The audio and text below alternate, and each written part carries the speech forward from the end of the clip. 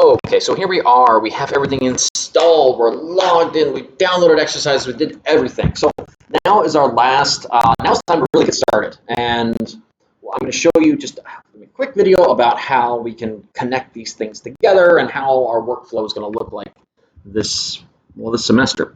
And so what we have in here is we have a number of kind of chapters on just the beginning.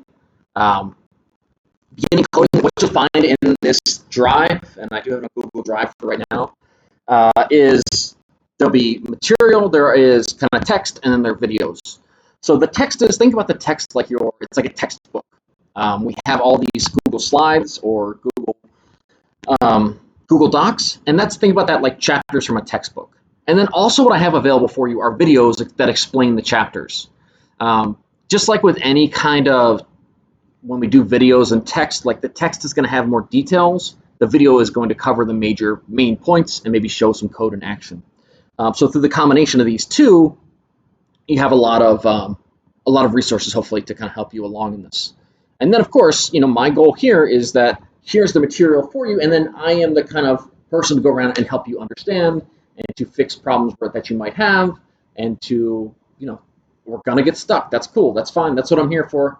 To kind of help you move along. So let's take it as an example in here. This is a Google slide one. I did most of them as Google Docs, but some of them are still here. So we could look at this first exercise. So what I want to show in this first exercise is, so we've read through, our goal here is we've read through all these slides, we've maybe watched the video, and then what we're going to do is we now get to the part that says exercise 1. Well, if I go back into my NetBeans, I'm going to see, hey, here's an exercise called number 1. I open this up, and this is a little bit tricky to kind of find, but we find the file, the project name, source packages, default package, and then we can open this up. And so what we have in here, this is kind of like a blank file that we've gotten that's kind of connected to the material online. That's maybe a little bit tricky to understand, and I can certainly help you. But so basically what you're going to do is, these are the instructions for this exercise. And I might update this by the time you see it, but it's going to create a program that prints your name on the screen, and the program output should resemble the following. So if we look through this earlier, we could see that there should be something in here about doing like system out print. We have to type in this public static void main, we have to type in this system out print. And so all it's asking you to do in here is to write a program that prints your name to the screen. So I'm going to go into here. Oh, I have this main thing already written. So scratch that. All we need to really do is just print something out. So let's just type system out print. I'm going to say print line. It didn't really specify. And I'm going to say KC modin. Need to make sure. And I like we can start to see some of the great things about this. Is I've written in some code. It's giving me an error.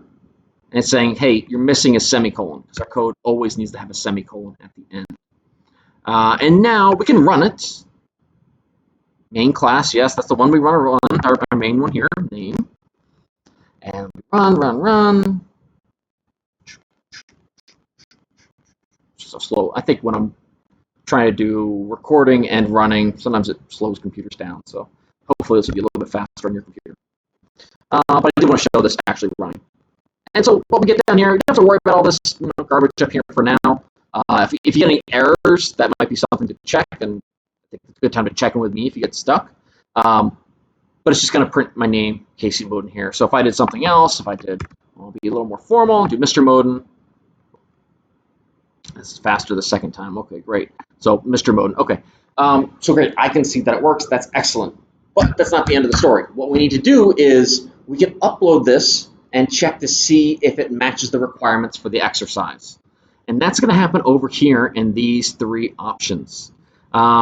This one will run the project, and it's going to check to see if it matches the requirements for this particular exercise. So maybe this is just going to run the project. No, this one is going to check the exercise. I'm a little rusty at this one. So we click the eyeball, and the eyeball is going to look through our code and make sure it meets all of the requirements. So it runs, it has a name in there, it's printing something out. You can see it's running tests at the bottom.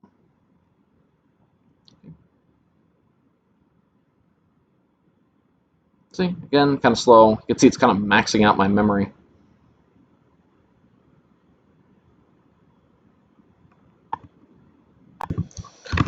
Okay, so my IDE got kind of stuck there. Yeah, sometimes that happens. Let's check this. There's a couple different options we can run. So this is running the tests on our computer. Let's see, I'm going to give this another shot. Sometimes it's a little bit iffy. Let's see if this works better. Sometimes there were like multiple processes running down here. And so I closed one. And let's see if that will make this work any better. There are other ways. Let's see. So I was having some issues with that kind of getting hung and like stuck there. So what I'm going to do instead is, I had this issue kind of on and off. There might be a fix that I can figure out. But for now, what we can do is we can try and just hit directly submit. So instead of the eyeball thing, we're going to hit the upload thing. And this should basically, instead of running the tests on our computer, it's going to run it on the server, and that's going to do our checks for us. Not the best result. I'm sure I can find a better one. I just can't remember how to fix this problem at the moment, but I'll get it figured out. So we wrote our code for this name one. We're uploading it to the server, and then just kind of seeing what the server says if we're successful. So this one says all tests passed on the server. Great. So we get a point. Boom. Done. And you actually notice here on the left side, if we look at the projects, you can see like the name of the project, and now it's got this little green dot, whereas these other ones have a black dot. And what that lets us know is just we've completed it successfully, so now we have a green dot. I'll have to see if that's just an issue with that one particular, where it was like taking forever, because there should be a way that you can run this. You can run these tests on your computer, but that definitely uploading works if nothing else does.